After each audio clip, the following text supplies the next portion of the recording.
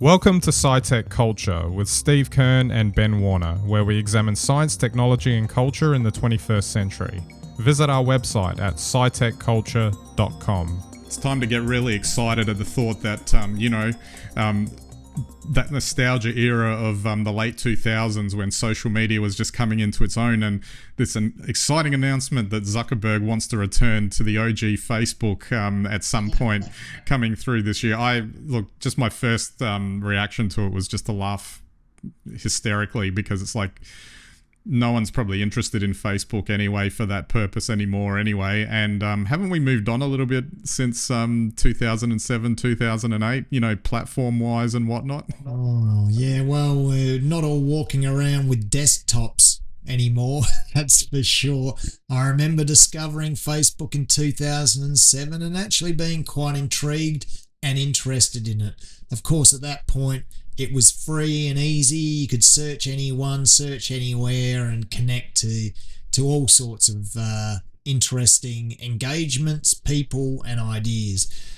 Not like that anymore. And even to be fair, I fondly remember 2014, 2015 as peak Facebook. But that's over a decade now, and unfortunately Meta hasn't invented a time machine, so there ain't no going back. They may try, who knows. But the thing that that is probably mind-blowing, if we just take a minor detour back down memory lane here, is that, and might be shocking to people now if you think about it, that the Facebook feed actually fed you updates from your friends back then. Unrestricted as well. Yeah, you actually, it was a true social interactive platform. Maybe it is like how it's said in The Social Network, when it went public, the party was over. And that's when the newsfeed came in. I don't know exactly when the newsfeed came in, but I think that's when it went into overdrive, and then all you got was promoted posts straight to your feed. And now, as far as I can tell, all you're getting is AI generated posts. Well, that's how we generate interaction and increase the numbers on Facebook. And bring those. He was talking about AI agents helping you out on the platform as well, wasn't he? Helping us out or boosting the activity on the platform by 5%. By bots talking to themselves.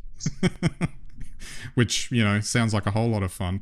But anyway, I just as a quick thing to start with here, it's just, I feel like maybe he goes through these periods of clutching at straws to find out where Facebook is relevant in the lexicon of social media and technology. I feel like it's a similar sort of statement. I mean, obviously the Meta announcement was much bigger because, there was a flashy video with it as well and all of that, but it kind of feels like a similar thing, that he's trying to find yes, we are important and we do have a place and all of that, but I wonder if given that, I don't know, I haven't taken a straw poll of millions of users or whatever. I don't think Facebook is that well regarded these days.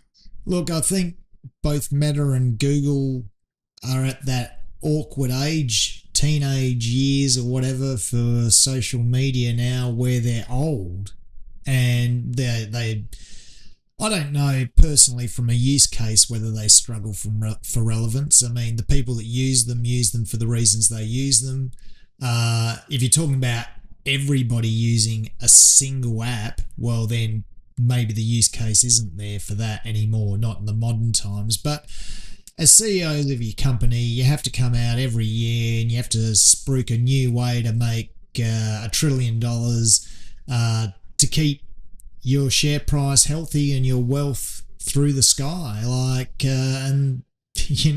Zuck isn't the most imaginative person, and this is what he's saying. He's thinking that will, be the new direction for Meta that will attract, investment and dollars, which, he's tried it with AI. He's tried it with all sorts of imaginary platforms which never took off, at least not yet. So this is just probably, he's got nothing actually to report this year, so he's just reminiscing about the old days. Absolutely. And when I say relevance, I mean cultural relevance, because it obviously is still financially relevant because he's still generating billions anyway. It was always a hoax, but there you go. Well, let's move on to the next topic here, which was the DeepSeek AI announcement that shook the world. Supposedly, I saw it was getting a big run on traditional media, etc., and being this new Chinese AI chatbot, effectively a competitor or an equivalent to ChatGPT, etc.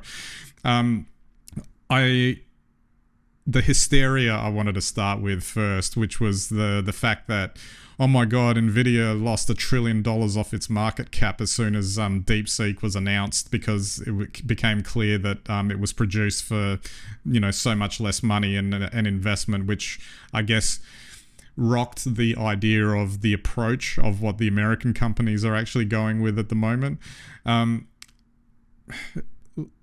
I would have thought that this was inevitable anyway, that it's not like they have they've cornered, we're the only ones that can make this stuff. Yeah, I mean, I share the same view as you, Ben, but we live in a world where people are getting fed only one story, and it's the story that you believe and you agree in. And for things that are ultimately benign, arguably in some perspectives, such as AI, and AI is going to change the world, is going to change the world for better, and AI is amazing, and AI is all in Silicon Valley. And then a story comes along that's completely opposite of that. I think that's really what we're seeing here, Hey, hang on, someone else besides Silicon Valley, someone else who didn't attend the Trump, inauguration has actually got AI. Wow, how could that be? It's highly amusing to say the least. I wanted to speak a bit more generally now, just in terms of where AI is sitting at the moment, because obviously the joke being, things like ChatGPT is just doing everyone's reports for them, etc. But I also wonder with a lot of stealing everyone's data to do their reports for them. Yes, exactly. Yes, and it just makes sorry. We enter an agreement with them. Oh, sorry. Well, that's what you do as soon as you type. I did notice on the ChatGPT front page that they give you that warning, or after you've typed your first question or something, that you got to watch out for that. But what makes I wanted to use the analogy of throwing spaghetti at the wall, because I feel like, at least from a average Joe perspective, the way AI is being marketed to people as a tool, I don't think they really know what to do with it, as far as that's concerned. I know we spoke about, and you might want to, I don't know if you want to cover this here now, but I know that, you've mentioned before we got on about other actual productive use cases of it, but they're not getting that much attention in terms of the media narrative or whatever. It's just more about the chatbots and how you can, point your phone at a dog and it can tell you what breed it is, and or it can summarize your notifications or whatever. But all of that's just, to me, throwing spaghetti at the wall, trying to figure out what is this actual thing going to be for the average consumer. Oh, exactly. And let's be quite open about this, or at least I'll be open on my opinion about this. A lot of the spaghetti throwing's actually by the people who are in charge of the big AI corporations.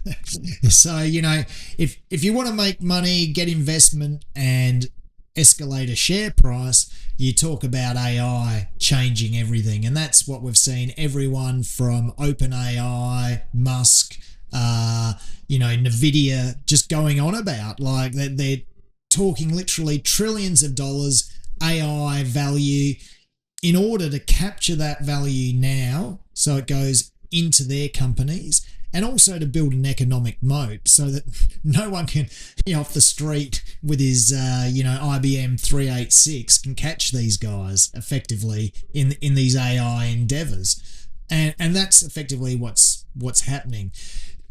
And that's why, in part, the DeepSeek is so shocking, because potentially it's so much cheaper, it actually wipes the value as, not that we've seen a slight correction in the market, but it wipes the value off the tech that these guys have been spruiking. So that's the first lot of spaghetti throwing. The second lot is, another purchase opportunity. Where can I buy the same shoes as everyone else? That sort of thing, which you wouldn't be able to answer that question without AI, would you? And then, all of this masks the real advances in AI, which actually have very little to do with jobs or interactions that humans have with technology on a daily basis. They're more about process backends. So if you have, for instance, financial transactions may take 100 sub-transactions to achieve one. AI can work out ways to bring down those number of transactions and reduce the computing power and energy required to achieve that.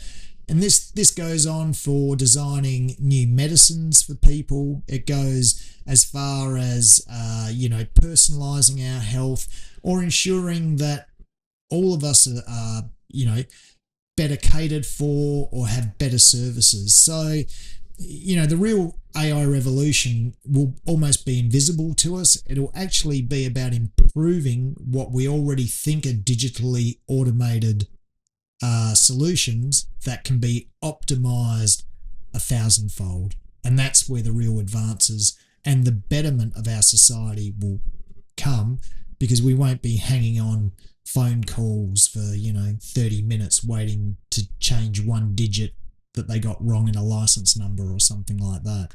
And that's where we hope that we'll see the hopefully more coverage of is where those advances actually make sense in terms of that. Because, people are having fun with like ChatGPT and what it can do and whatever, and as an example. But at the end of the day, I don't know if it's really engage worthy just yet for the average Joe. When Copilot's greatest contribution is to spam your inbox, what hope is there?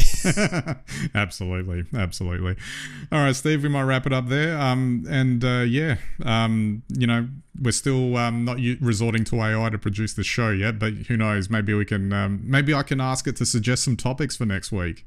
Well, you could, and I think the other thing is that we have a big enough catalogue now. We probably could send AI back across it, and it could just, forever just be coming up with a new show every week. Absolutely. And then we can retire to a beach somewhere. Just a couple of avatars. Yeah, that's right. Alrighty, so that's it for this week's episode. We'll catch you next time.